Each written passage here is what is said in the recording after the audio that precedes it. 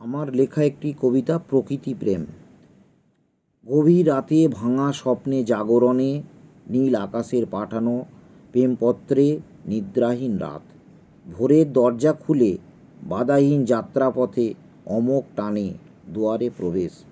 অপেক্ষার পালা শেষ, স্নিগ্ধ আকাশে প্রেমের জোয়ারে ভেসে আবেগে ঠোঁটে স্পর্শ না করে আলিঙ্গনে ভাঙা অভিমান।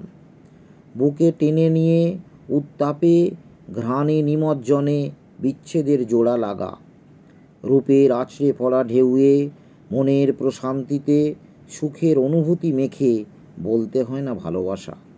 ভোরের শিশির ভেজা শরীরে সূর্যালোকের প্রস্ফুটিত ফুলের সুবাস মেখে প্রেমের নিবেদন।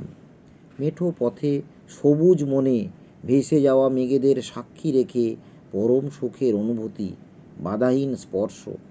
পাখিদের সুরেলা শব্দের বাঁশিতে নদীর স্নিগ্ধ জলের স্পর্শে দুমুখী প্রেমের আস্ফালন চিরন্তন। নমস্কার।